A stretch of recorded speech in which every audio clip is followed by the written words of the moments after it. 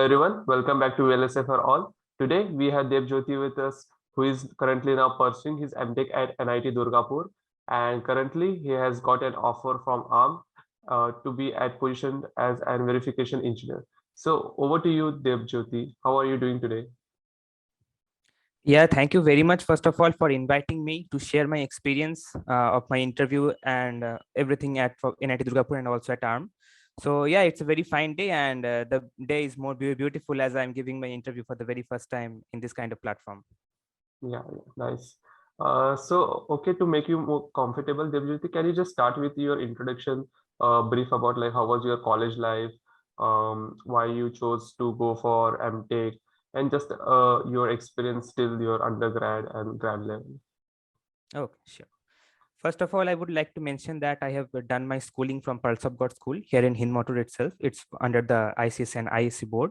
And I've done all my 10th and 12th. And not to brag about, but I have always been the school topper from nursery to class 12. Nice. And I've also been the district topper in class 10. So it was quite a very fascinating experience. I was very much, I was not sure which domain I was going to go for in the undergraduate, but in class 11th and 12th, after talking with some of my teachers and some of my seniors, I got to know that electronics has a good amount of scope that we talk about in engineering. But yeah, I definitely studied a few subjects like communication and all, like that, priority encoders and all. I just studied a bit out of interest in class 11 and just made up my mind that I'll be going for electronics and communication engineering domain. Hmm. So after cracking the West Bengal joint entrance examinations in 2017, I secured an rank of 1973 and I joined Kalyani Government Engineering College. From there, I started my journey in the electronics and communication engineering. And the more I studied about it, the more it fascinated me. And I was so much engrossed in that subject. I would like to say that I searched in internet that any further studies, how can I do in that domain? And then I came to know about the GATE examination. So I gave the GATE examination, and with a all India rank of 2422, I was able to get admission into NIT Durgapur, where I am pursuing microelectronics and VLSI. I had expected a better rank, but somehow 2422 was good enough for me to get a chance into NIT Durgapur. And I'm still pursuing my first year in NIT Durgapur in microelectronics and VLSI. Over to you. Thank you. Okay, nice. So I'm interested to know like how did you figure out in which domain you would be carrying forward your career? See, basically, first of all, as a student like myself, who isn't from a very engineering background, I would like to say didn't have much idea in class 11. But what I did, I surfed the internet a lot. I went through various websites, various blogs, and talk. I had a good amount of conversation with my teachers as well as my peers and teachers who guided me about the various branches in engineering. Because in class 11 and 12, most of us just know that we will crack the JMENS and IITJ examination and we'll be studying in engineering college. But when the time of counseling comes, we all get to know that there are various streams and we can choose from that. Most of happens with most of us. But I was totally figured out that I will be going into just two streams, either computer science or either electronics and communication engineering. Hmm. But my rank was good enough to get computer science, but electronics was somehow pulling me towards this side because the microprocessor, the chip, and recently I had got my new smartphone, which more fascinated me to study the subject better. In this way, I came into this domain. Okay, nice. And like, I want to know, like, you also did your internship when you were still doing PTech. It was at Eastern Railway. So, like, can you Yes, tell yes. us about why did you did this internship and what was your experience here? Yeah. In our BTech, there is a course curriculum that we need to do an training in some of the institutes. Any institute, many of us did some of the private institutes. Some went for the some little PSUs like BSNL and all. I chose the Eastern Railway. I submitted my application, and one day I received a mail from them that I have been shortlisted along with three other members who were from different colleges. We did our internship or the final year project together in the Eastern Railway. So there were 5 departments: E1, E2, E3, E4, and E5. They were about the relays, the switches, the various engine equipments, the ACB control, all the control equipments inside the railway engines. And we got to experience, it was a very good experience, nice experience, but the railway engineers are always busy with their work. So we got little time and we had to spend a lot of time there, almost if you are in there for 6 or 7 hours, then you will get to an effective of 2 and 2.5 hours. So it was worth it, but I think it was a little bit of waste of time. I could have done it better in some other way. But however, overall, I learned many things about how things actually work in the physical life. Okay, nice. And do you think that like doing internship in things or PSs like Eastern Railway is good for like someone from AXTC? Like I know that for electrical they opt this type of internship, but do you think for the electronic students also there are opportunities in this domain? Yeah, actually the vacancies are far less for electronics as compared to electrical Mm. as of now, but the new engines, that is the white color engines, as I might say you, the red color engines are of the electrical ones, but the new electronics engines, the white color engines are there, so we did our training there. But sooner as we are progressing more towards the newer generation, I think electronics will be taking up the industry and will, as in fact I would like to say that power electronics topic, which is both in that electrical and electronics domain, both we can opt for it. So it has a great impact, and the newer engines are all based on that. Okay, nice. Also, I would like to know about your projects, some of your projects you did at your maybe grad level or undergrad level. Yes, sure. I did my final year project in the communication domain, to be very Oh. specific, but now I'm pursuing VLSI, but my Hmm. final year project was in communication. My project topic was bus error correction using MATLAB in communication systems. We were four of us in that team, and we spent almost 7 to 8 months in that project. It was a very fun experience because in the beginning we had seriously no clue how we were going to complete it. It was just assigned to us. We talked with our mentor, Dr. Shondip Nandi sir, and we studied hard about it. We also did some of the MATLAB core courses, which would help us in finally completing the project. However, the time was a bit short. I also needed, I did a lot of work in that, almost vast amount of work, followed many research papers for literature survey. But ultimately, we completed it. I had also the aim of doing bit error ratio also, but finally the time didn't permit and I was able to complete it. I had another project also, that is electrothermal simulation of microheater using COMSOL multiphysics software. So, and specifically I was more interested in it because I was designing a very first time micro heater using platinum, the silicon substrate, the silicon dioxide, the glass substrate, the strip that I'm going to use, the width and length of it, and the calculation of how much temperature it can attain within a very short period of time. So these are basically my two projects. First one is the burst error correction of in communication system, and second was the electrothermal simulation of micro heater. Okay. Okay, Devjyoti, I think that you also did internship at in VLSI domain at undergrad level only, Yes, in exactly. VLSI In wing or HCL. something. Yeah, in itself. So tell us about that. So Hmm. yeah, it was basically of the 6 months duration, but I was only able to do it for 2 months due to some personal and school reasons. Didn't I get the permission and all? But in the 2 months of it, I did ADC converter design, Sigma Delta ADC converter design using MATLAB only. So it was a bit fruitful for me because my final year project was also done in MATLAB, and ADC converter design I also practiced in MATLAB. So it was a kind of help, but I would say that it was the best experience I had so far. The mentors were so much helpful that even at 10 p.m. at night, when I used to email them, they used to reply me back within 15 to 20 minutes about how I should proceed in the very next step. And it was a paid internship, so it was very fine. And since lockdown was there, I didn't visit the HCL main campus, but I was able to do it from my home. Okay, nice. And like, let's talk about NIT Durgapur. How was your experience over there? Do you think it was more fun or maybe more study, like study time that needed more study time than your undergrad level, like general experience as a master student? Yeah, definitely. When I joined NIT Durgapur, I had the mentality that I will work even harder as I had worked in my undergraduate. But since we all know that we are in a amidst of a pandemic situation, so I didn't Mhm. visit the campus till now. Maybe we'll be visiting it next Oh, month or so. But till now, my experience has been very good. We learned many softwares like Qflow, Cadence, and other many softwares. And the most fun thing about it is that here my peers are very much helpful. Like I'm stuck in a thing, I just don't need to wait for 1 or 2 days to get the reply. We just collaborate together, we work together, we even study together about our project and discuss about the internships offer also. And the teachers, I would like to say, are so much helpful and so much supporting for our internship and our job profiles, that they use from the very first day. They are mentoring us how to proceed, what to study and what not to study, how to manage our time well. Even the classes are very much regular from 9 a.m. to 5:45 p.m. That is whatever duration is usually, but it's very much fruitful. Like the subjects like Verilog and all, I have learned only from college. I didn't take any mentorship and all. Like our sir used to guide us in all of them, and even my project guide is Dr. Hemant Mondol sir, and he also guided us in studying computer architecture and all from the very beginning, and it really proved very fruitful for me. Nice. And let's talk about your getting an internship at so like how did you got this opportunity? Was it provided by the campus or did you apply it off campus? Yeah, no, it was provided by the campus itself. In the Mm-hmm. month of January, we got an email that ARM has come to our campus and will be recruiting interns from our college.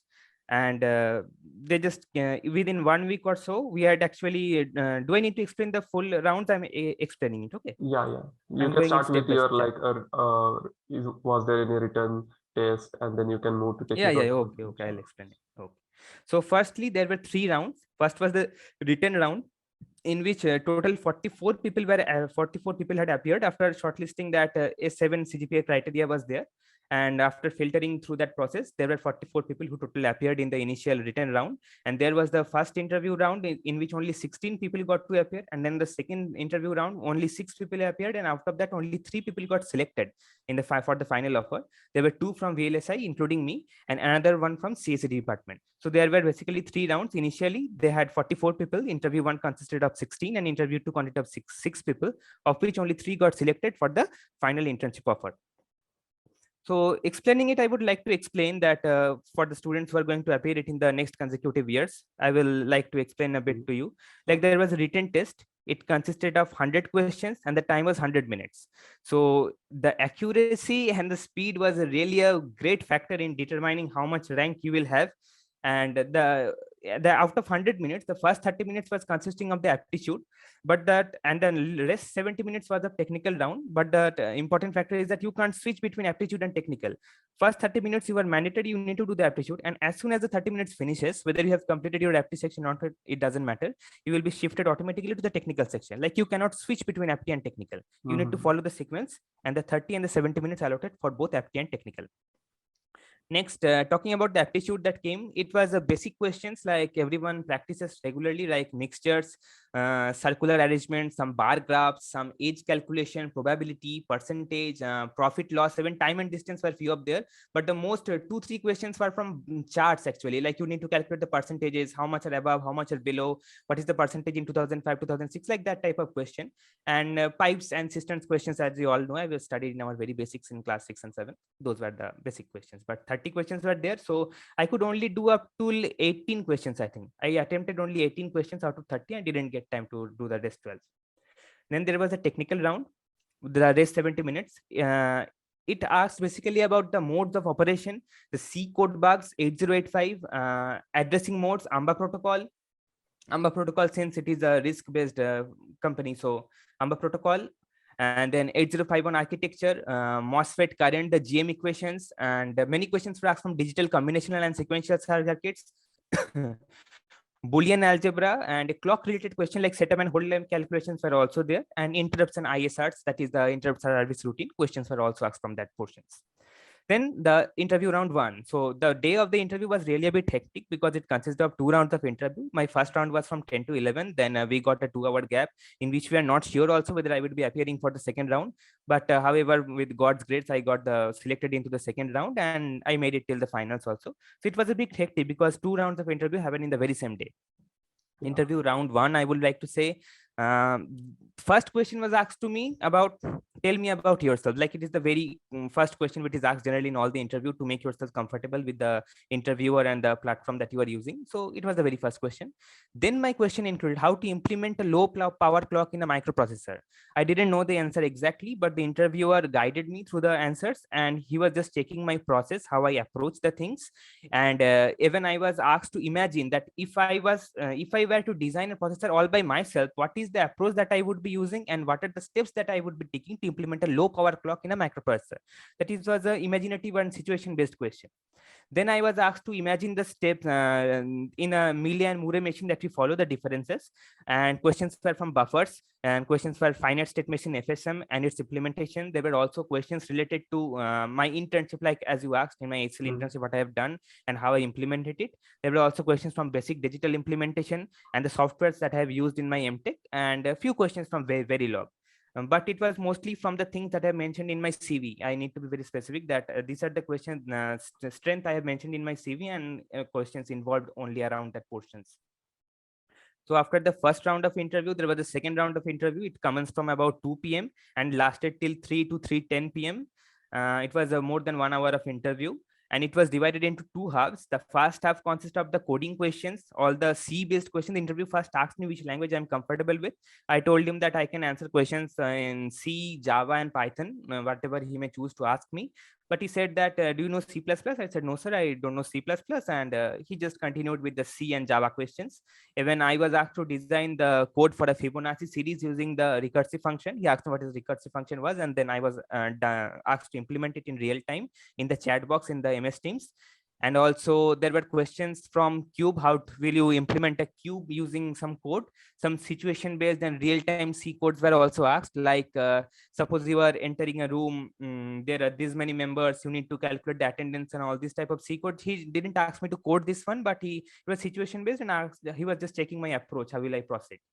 And the next half an hour, all the 40 minutes, I would better like to say, the questions were from APB bus, AHB bus, the difference between them, the architecture, memory, RAM, ROM, SRAM, DRAM, Mille-Murray implementation, Verilog like intra-delay, interstate delay questions, cache memory, the difference of task and the functions.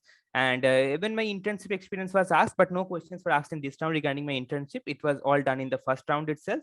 And verification methodologies, if I know anyone, like the names only they were asked, and the digital questions like in setup time, hold time, how will you reduce the setup time violation, how will you reduce the hold time violation, these questions and all.